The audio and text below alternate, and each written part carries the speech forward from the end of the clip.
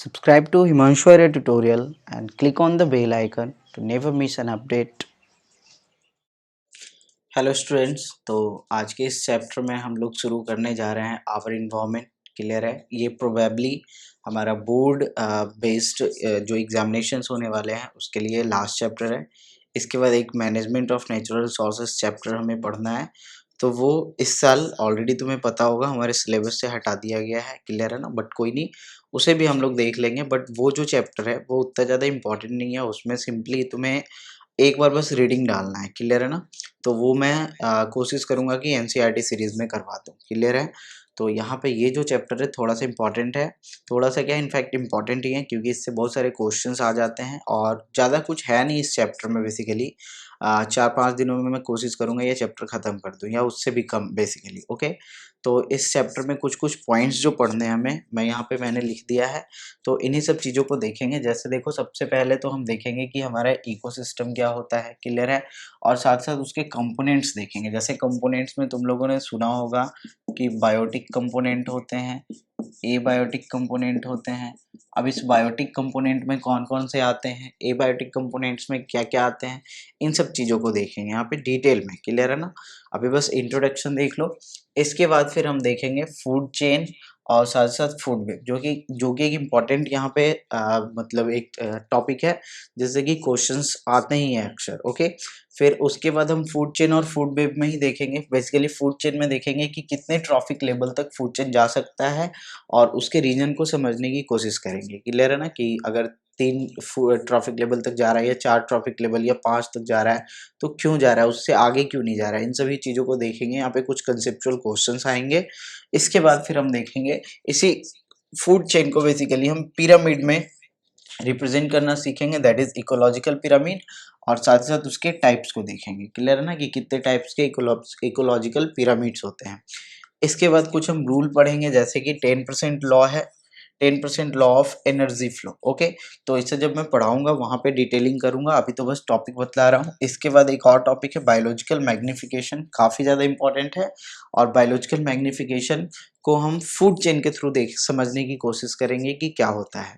इसके बाद हम देखेंगे एक अलग से topic, that is ozone layer. Ozone layer से सभी कोई वाकिफ होगे, पहले से भी पढ़ रखे होगे। साथ साथ उसके डिप्लीशन को समझेंगे, यानी ओजोन लेयर जो पतला होता जा रहा है वो क्यों पतला होता जा रहा है, उसके क्या क्या इफेक्ट्स हैं। बेसिकली देखो, अगले टॉपिक में मैंने वही लिखा, effects of ozone layer depletion. Clear है ना? और साथ साथ लास्ट एक टॉपिक हमारा बचेगा, that is management of wastage. जो भी वेस्टेज हम प्रोड्यूस करते हैं उसे किस तरीके से हम मैनेज करेंगे। क्लियर है? ताकि इन्वायरमेंट पे कोई उसका बैड इम्पैक्ट ना पड़े।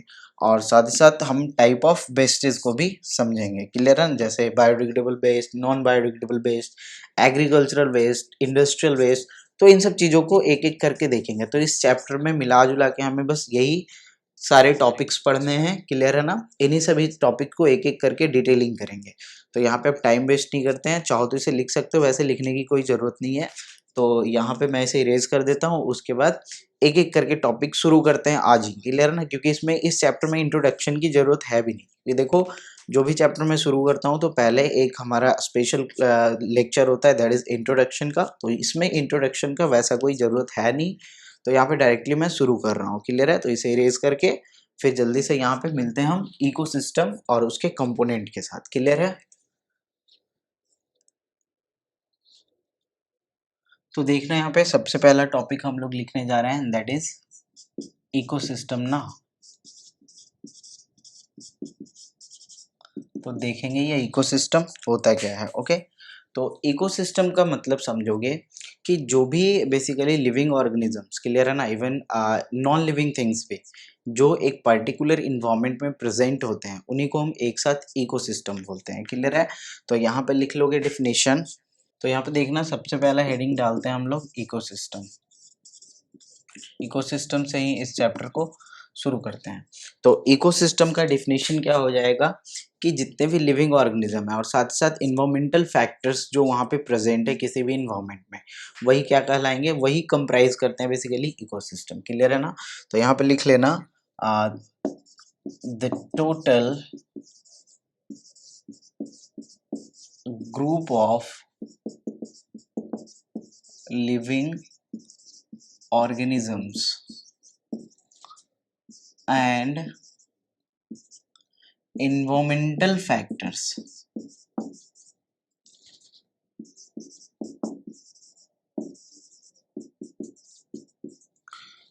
तो जितने भी लिविंग ऑर्गेनिज्म है साथ ही साथ इन्वायरमेंटल फैक्टर्स है, क्या क्या होंगे वो मैं अभी बतलाऊंगा थोड़ी देर में. The total group of living organism and environmental factors present in an environment, present in any environment लिख दो, इज टर्म्ड एज, तो इसी को हम क्या बोलते हैं, तो इको सिस्टम बोलते हैं. क्लियर है ना. अब इकोसिस्टम की अगर बात करें तो ये इन्वायरमेंट का ना स्ट्रक्चरल और फंक्शनल यूनिट है. क्लियर है. तो नेक्स्ट पॉइंट लिख लेना, it is the structural and functional unit of environment. तो इन्वायरमेंट का स्ट्रक्चरल यानी इसी की वजह से इसका स्ट्रक्चर है बेसिकली हमारे इन्वायरमेंट का, इकोसिस्टम की वजह से, और साथ ही साथ ये फंक्शन कर रहा है सही तरीके से. क्लियर है. इसके बाद इसमें पॉइंट लिखोगे एक और, the term ecosystem was given by टैंसले. ये टर्म किसने दिया था, तो टैंसले ने दिया था. एक साइंटिस्ट है बेसिकली टैंसले, जिन्होंने इकोसिस्टम वर्ड क्वाइन किया था. क्लियर है. यहाँ तक समझ में आ रहा है. अभी देखो यहाँ पे लिविंग ऑर्गेनिज्म समझो, यहाँ पे साथ ही साथ इन्वायरमेंटल फैक्टर्स और वो क्या क्या होंगे, क्या क्या कंपोनेंट्स होंगे वो तो हम आगे पढ़ेंगे ही, जैसा अभी इंट्रोडक्शन में मैंने बतलाया था. क्लियर है ना. जैसे बायोटिक फैक्टर, एबायोटिक फैक्टर, तो उसे आगे हम मतलब कि डिस्क्राइब करने जा रहे हैं. ओके. तो यहाँ तक समझे. इसके बाद एक पॉइंट और लिख लोगे,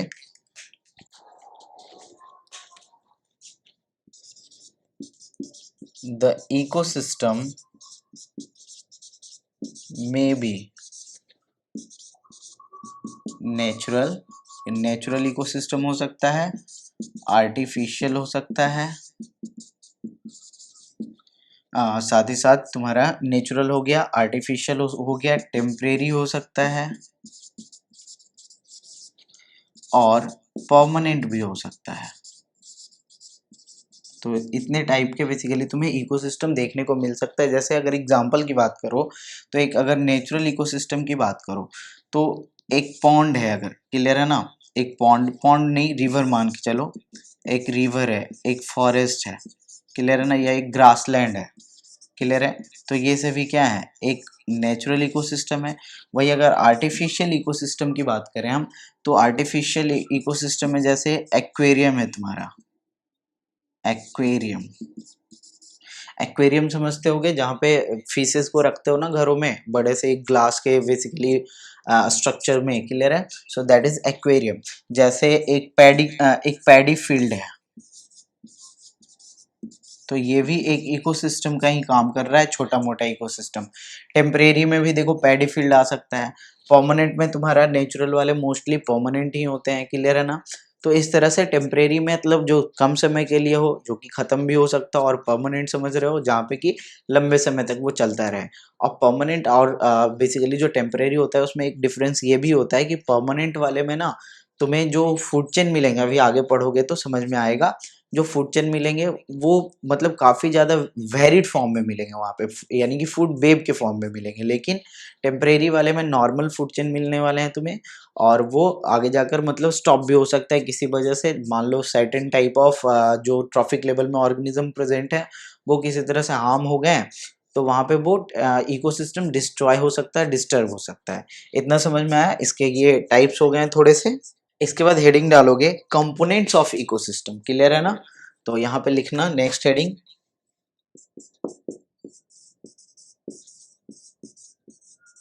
कंपोनेंट्स ऑफ इकोसिस्टम. तो इकोसिस्टम के ब्रॉडली दो कंपोनेंट्स होते हैं, और वो मैंने ऑलरेडी तुम्हें बता रखा है. तो first is biotic component and the second one is abiotic component. तो इसको लिख लोगे जल्दी से. The first is biotic component and the second one is, दिख रहा है ना नीचे, नहीं दिख रहा है, चलो कोई नहीं, मैं इधर लिख देता हूँ, the second one is abiotic component.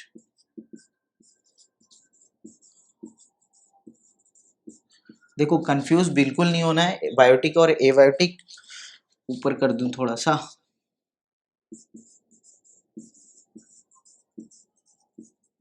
Abiotic components, okay अब तो दिख रहा होगा। तो बायोटिक और एबायोटिक में बस थोड़ा सा डिफरेंस है, बायोटिक मतलब समझ लेना लिविंग कंपोनेंट और एबायोटिक मतलब समझ लोगे नॉन लिविंग कंपोनेंट, क्लियर है ना। तो इसे जल्दी से नोट कर लोगे, इसके बाद फिर मैं इसे इरेज करके और फिर बायोटिक कंपोनेंट को आगे मतलब कि डेरिवेट करूंगा यहाँ पे, क्लियर है ना, तो जल्दी से इसे नोट कर लो। तो नेक्स्ट हेडिंग डालोगे यहाँ पे नंबर 1 लगा के, that is biotic components, clear है ना। तो बायोटिक कंपोनेंट्स किसका, तो बायोटिक कंपोनेंट्स इकोसिस्टम का ना, और बायोटिक कंपोनेंट में मैंने बस एक हिंट किया था तुम्हें कि बायोटिक कंपोनेंट में क्या आने वाला है, तो लिविंग कंपोनेंट्स आने वाला है, क्लियर है। तो यहाँ पे डिफिनीशन लिख लोगे इसका, हाँ लिख लोगे यहाँ पे, it consist of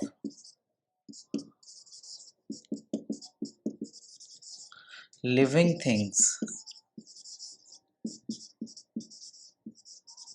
present in ecosystem. तो इकोसिस्टम में जो भी लिविंग थिंग्स प्रेजेंट होंगे, यानी ऑर्गेनिजम्स की ही बात कर रहे हैं बेसिकली, तो इसी को हम क्या बोलेंगे, बायोटिक कंपोनेंट्स बोलेंगे, क्लियर है। इसके बाद लिखोगे इसमें एक point, the different biotic components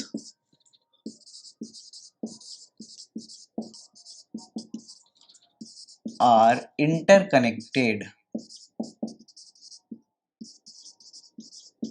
यानी कि एक दूसरे से कनेक्टेड होते हैं through, the first is food chain. Food chain तुमने पढ़ा होगा पिछले क्लास में 7 या 8 में, क्लियर है ना, कि ये उसको खा रहा है, फिर वो उसको खा रहा है, फिर वो किसी और को खा रहा है, तो इस तरह से फूड चेन बनता है, पढ़ेंगे डिटेल में पढ़ेंगे अभी, क्लियर है ना। तो फूड चेन के थ्रू डिफरेंट जो लिविंग ऑर्गेनिजम्स होते हैं ना, एक दूसरे से इंटरकनेक्टेड होते हैं, या फिर किसी और रिलेशन के थ्रू, फूड चेन और अदर रिलेशंस लाइक, जैसे सिम्बायोटिक रिलेशन पढ़े होगे ना, लाइक सिम्बायोटिक हो गया, लाइक पैरासिटिज्म हो गया, लाइक कॉमेंसलिज्म हो गया, और भी होते हैं यहाँ पे, हमें ज़्यादा यहाँ पे पढ़ना नहीं है। जैसे सिम्बायोटिक रिलेशनशिप में तुमने पढ़ा होगा कि क्या होता है कि एक को फायदा होता है और दूसरे को भी फायदा होता है, यानी कि दोनों एक दूसरे को हेल्प करते हैं। जैसे तुमने लाइकेन का केस पढ़ा होगा ना, कि अलगी और फंगस होते हैं, तो अलगी जो होता है वो फूड प्रोवाइड कर देता है और फंगस उसे रहने के लिए शेल्टर और साथ ही साथ प्रोटेक्शन भी प्रोवाइड करता है। पैरासिटिज्म में तुमने पढ़ा होगा, एक को फायदा होता है दूसरे को नुकसान होता है, इसमें जो होस्ट होता है उसको बेसिकली नुकसान होता है, सॉरी जीरो नहीं, यहाँ पे निगेटिव लिखेंगे, क्लियर है ना।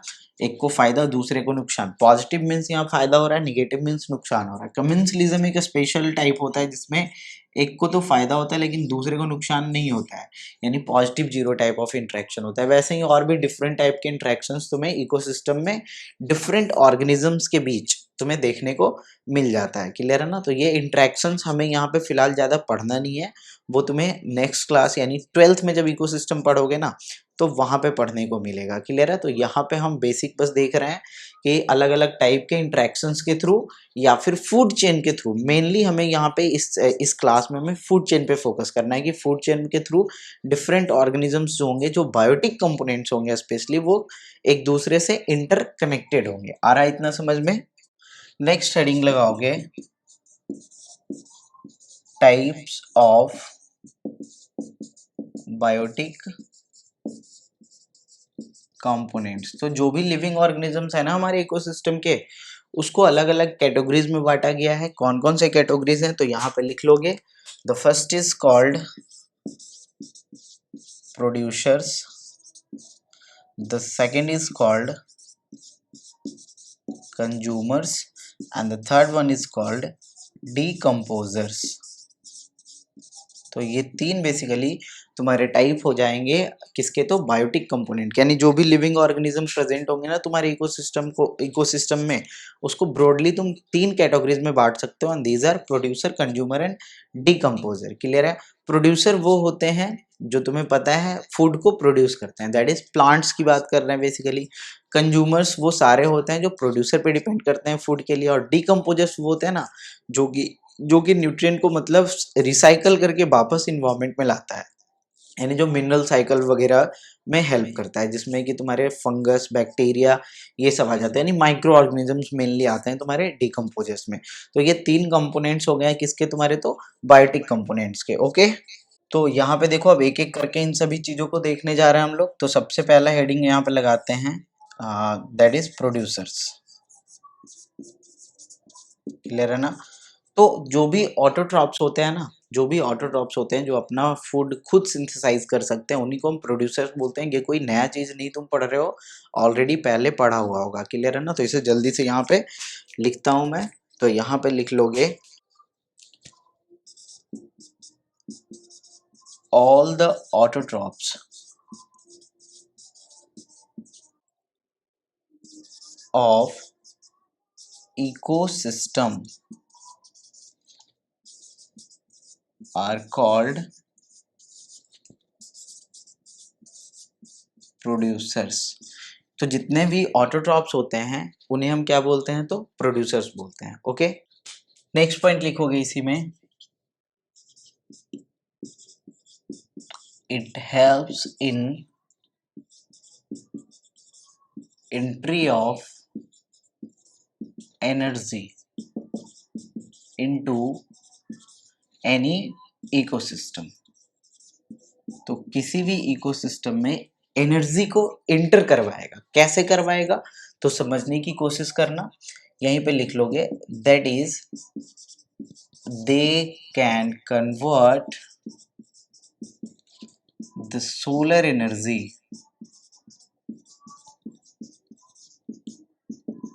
Into chemical energy. और मैं किस प्रोसेस की बात कर रहा हूं, तो मैं बात कर रहा हूं फोटोसिंथेसिस की। क्लियर है ना? तो ये फोटोसिंथेसिस के थ्रू सोलर एनर्जी को केमिकल एनर्जी में कन्वर्ट करता है, और हमें पता है that sun is the ultimate source of energy. तो चाहो तो यहाँ पे नेक्स्ट पॉइंट ऐड कर सकते हो स्टार बनाकर, sun is the ultimate source of energy. Sun is the ultimate source of energy for any ecosystem। तो किसी भी इकोसिस्टम के लिए जो अल्टीमेट सोर्स ऑफ एनर्जी, जो फाइनल सोर्स ऑफ एनर्जी है, वो क्या है, तो सन ही है। क्लियर है ना? और सन से ही एनर्जी को कन्वर्ट किया जाता है, बेसिकली सोलर एनर्जी को ही कन्वर्ट किया जाता है केमिकल एनर्जी में, जो कि इकोसिस्टम में इंटर करता है थ्रू प्रोड्यूसर्स, और फिर फूड चेन के थ्रू वो डिफरेंट कंज्यूमर्स में जाता है। क्लियर है ना? और फिर कंज्यूमर्स के भी अलग अलग लेवल्स होते हैं। तो यहाँ तक ये समझ गए। इसके बाद दूसरा यहीं पे नंबर है हमारा, प्रोड्यूसर हो गया ना, दूसरा नंबर लगाओगे दैट इज कंज्यूमर। तो कंज्यूमर्स में क्या आ जाएंगे, तुम्हें पता है जैसे प्रोड्यूसर में सारे के सारे ऑटोट्रॉप्स आ गए थे ना, वैसे ही कंज्यूमर में सारे के सारे हेटेरोट्रॉप्स आ जाएंगे। क्लियर है? तो यहाँ पे लिख लोगे, क्या लिख लोगे, तो यहाँ पे लिख लोगे all the heterotrophs, all the heterotrophs are included in consumers। जैसे ऑटोट्रॉप्स को हमने कहाँ रखा था, प्रोड्यूसर में रखा था, वैसे ही जो भी हेटेरोट्रॉप्स है उन्हें कंज्यूमर में रखोगे। और हेटेरोट्रॉप्स तुम्हें पता है ना, वो तो नहीं बतलाना पड़ेगा ना, वैसे ऑर्गेनिज्म जो अपना फूड खुद नहीं बनाता हो, दूसरे पे डिपेंड करता हो, सो दे आर कॉल्ड हेटेरोट्रॉप्स। और ऑटोट्रॉप्स क्या होते हैं, जो अपना फूड खुद सिंथेसाइज करता है, they are called autotrophs. Autotrophs में तुम्हारे प्लांट्स आ जाते हैं, और जो भी एनिमल्स है वो तुम्हारे हेटेरोट्रॉप्स में आते हैं। इवन बी आर हेटेरोट्रॉप्स, ये पता होगा तुम्हें। तो यहाँ पे ये तुम्हारे हो गए हेटेरोट्रॉप्स। अब यहाँ पे एक चीज समझना, जितने भी हेटेरोट्रॉप्स हैं वो डायरेक्टली या इनडायरेक्टली डिपेंड करेगा किस पे, तो ऑटोट्रॉप पे डिपेंड करेगा। क्लियर है ना? तो इसी में पॉइंट लिख लेना एक, दे डिपेंड्स ऑन ऑटोट्रॉप्स, चाहे तो डायरेक्टली और, डायरेक्टली है ये, और इनडायरेक्टली, चाहे तो डायरेक्टली हो या फिर इनडायरेक्टली हो, किस पे डिपेंड कर रहा है, तो ऑटोट्रॉप्स पे डिपेंड कर रहा है। अब इसके कंज्यूमर के तुम टाइप्स भी देख सकते हो यहाँ पे। तो कंज्यूमर के अगर टाइप्स देखोगे तो देखो यहाँ पे क्या क्या आ जाएंगे, टाइप्स ऑफ कंज्यूमर्स। तो कंज्यूमर के टाइप में देखो यहाँ पे समझना, सबसे पहला यहाँ पे आ जाएगा तुम्हारा प्राइमरी कंज्यूमर,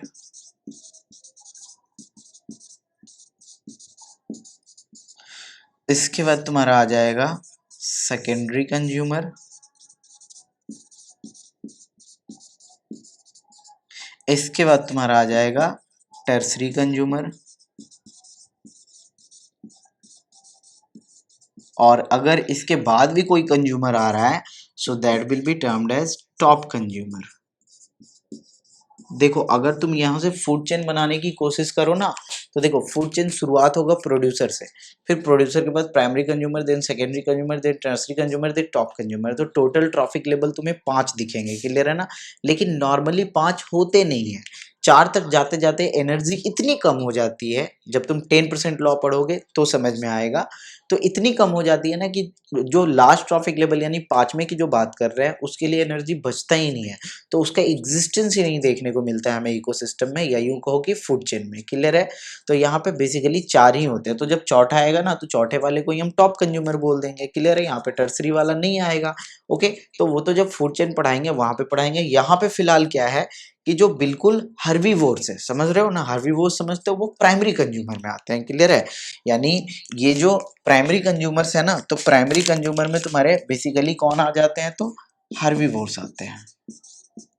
क्योंकि तुम खुद समझो ना, यहाँ पे प्राइमरी कंज्यूमर वो होगा जो डायरेक्टली प्रोड्यूसर पे डिपेंड करेगा, क्लियर है। यानी प्रोड्यूसर मतलब प्लांट, और प्लांट खाने वाला, सिर्फ और सिर्फ प्लांट खाने वाला क्या कहलाता है, तो हर्बीवोर्स कहलाता है। इसके बाद सेकेंडरी टर्सरी और जो भी टॉप कंज्यूमर्स हैं, तो इधर तुम्हारे कार्निवोर्स भी आ सकते हैं, क्लियर है ना। बेसिकली कार्निवोर्स ही आएंगे, या फिर जो ओमनिवोर्स भी होते हैं ना, ये भी तो आ सकते हैं ना, क्योंकि ओमनिवोर्स भी तो बेसिकली एनिमल्स को खा सकता है ना, दूसरे एनिमल्स को। तो यहाँ पे कंज्यूमर में ऑलरेडी एनिमल आएगा, क्योंकि प्लांट तो आने वाला है नहीं, प्लांट तो ऑलरेडी प्रोड्यूसर में चला गया है। तो यहाँ पे कार्निवोर्स या ओमनिवोर्स दोनों ही आ सकते हैं, ओके। तो यहाँ पे सेकेंडरी टर्सरी या टॉप कंज्यूमर में दोनों के दोनों ही आ सकते हैं। तो यहाँ तक तुमने प्रोड्यूसर समझ लिया और साथ ही साथ कंज्यूमर समझ लिया। इसे मैं इरेज कर रहा हूँ, जल्दी से एक बार लिख लोगे। इसके बाद देखेंगे एक डीकम्पोजर, और डीकम्पोजर का रोल समझने की कोशिश करेंगे हमारे इकोसिस्टम में।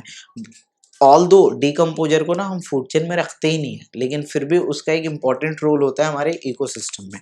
तो इसे जल्दी से नोट करोगे। तो लिखोगे यहाँ पे नंबर 3 हो गया ना हमारा, बायोटिक कंपोनेंट में ही बेसिकली। तो यहाँ पे तीसरा लिख लोगे decomposers.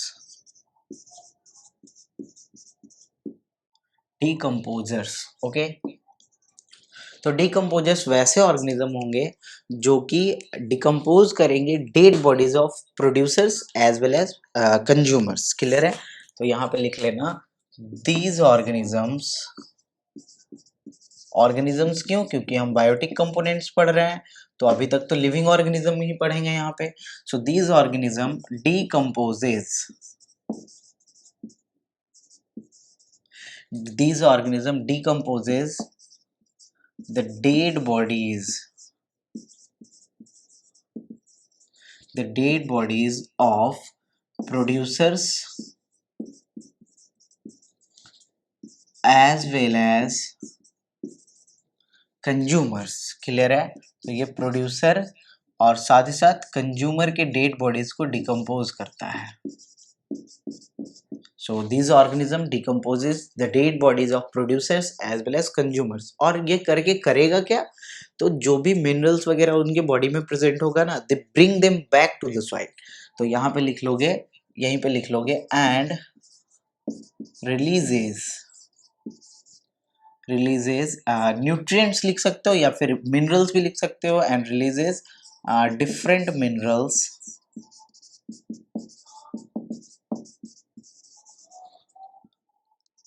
back to the soil.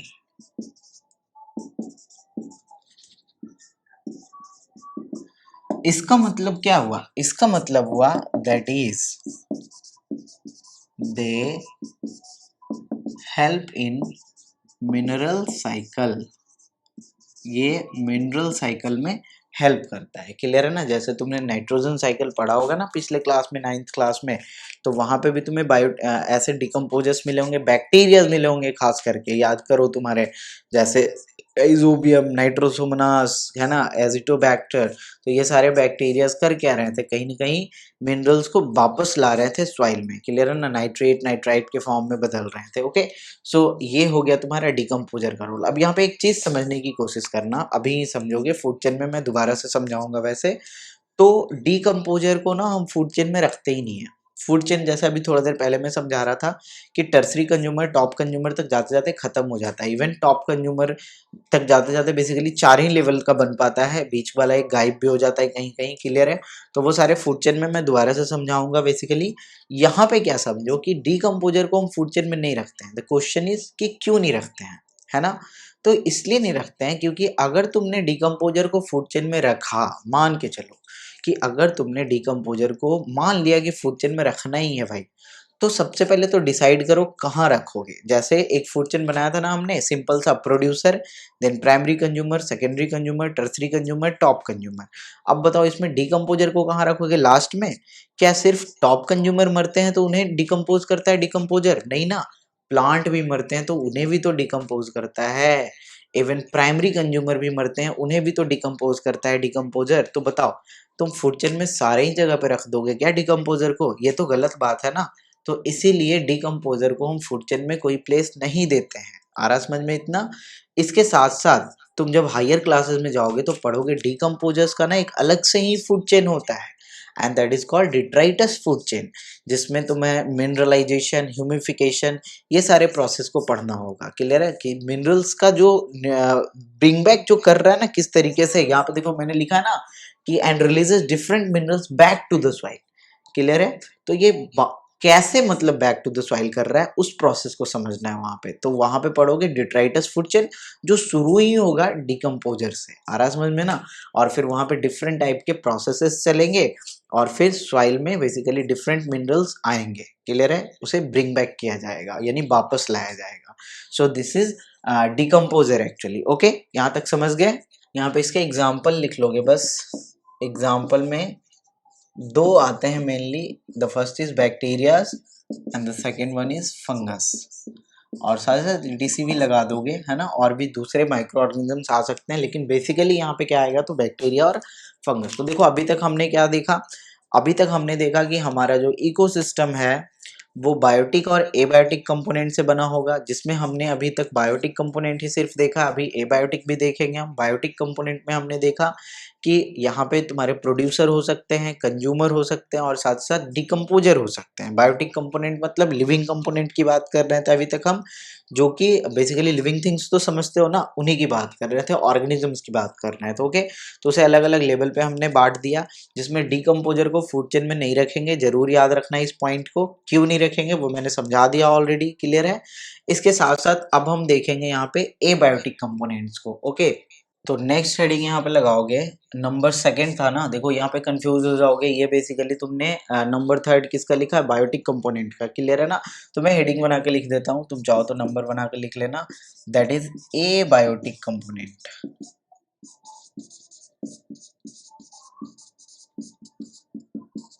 तो ए बायोटिक कंपोनेंट में क्या आएंगे? नॉन लिविंग कंपोनेंट्स आएंगे। क्लियर है ना? तो यहाँ पे लिख लेना, these includes non living. Non living में क्या चाहो तो यहाँ पे लिख सकते हो? Physicochemical components of ecosystem. तो इकोसिस्टम का ये क्या है? नॉन लिविंग कंपोनेंट्स है, यानी कि फिजियोकेमिकल कंपोनेंट है। इसका मतलब क्या हुआ समझना? Physical component as well as chemical component. That means soil, soil का स्ट्रक्चर बेसिकली उसमें कौन कौन से न्यूट्रिएंट्स प्रेजेंट है, ये सारे चीज, यानी सॉइल सिंपल सा समझो तुम। उसके बाद टेम्परेचर आ रहा समझ में, विंड, उसके बाद तुम्हारा सनलाइट। तो ये सारे ही फैक्टर्स यहाँ पे बेसिकली आ जाएंगे तुम्हारे एबायोटिक कंपोनेंट्स में, यानी क्लाइमेट, वेदर, सब कुछ आ जाएगा यहाँ पे। क्लियर है ना, जो कि कहीं ना कहीं तुम्हारे बायोटिक कंपोनेंट को भी अफेक्ट करेगा तुम्हारे इकोसिस्टम में। तो यहाँ पे इसमें लिख लोगे नेक्स्ट पॉइंट, एग्जाम्पल में लिख लोगे organic and inorganic components, soil, climate, temperature, rainfall, wind, सब कुछ लिख सकते हो बेसिकली। तो ETC लगा देता हूँ मैं सिंपल सा। क्लियर है ना। तो ये सारे कहाँ आ जाएंगे तुम्हारे, तो एबायोटिक कंपोनेंट्स में आ जाएंगे, जो कहीं ना कहीं तुम्हारे बायोटिक कंपोनेंट को अफेक्ट करने वाला है। तो यहाँ तक तुमने इकोसिस्टम समझा सिंपल सा, कि इकोसिस्टम क्या है। तो इकोसिस्टम में बेसिकली बायोटिक और एबायोटिक कंपोनेंट का ये कॉम्बिनेशन है, जिसमें बायोटिक कंपोनेंट का मतलब होता है तुम्हारा लिविंग कंपोनेंट, और एबायोटिक कंपोनेंट का मतलब होता है तुम्हारा नॉन लिविंग कंपोनेंट। जिसमें बायोटिक कंपोनेंट में तुम्हारे प्रोड्यूसर, कंज्यूमर और डिकम्पोजर्स आते हैं, और साथ साथ एबायोटिक कंपोनेंट्स में और भी दूसरे जो कंपोनेंट्स आ गए ना, जो कि कहीं ना कहीं बायोटिक कंपोनेंट को वहाँ सर्वाइव करने में हेल्प कर रहा है। क्लियर है, वो सारे तुम्हारे एबायोटिक कंपोनेंट्स में आ जाते हैं। This includes mainly physicochemical components of ecosystem. तो यहाँ तक समझ गए। इसके बाद बाकी का जो टॉपिक है ना, वो हम लोग देखेंगे नेक्स्ट लेक्चर में। तो यहाँ तक इसे नोट कर लोगे। ओके,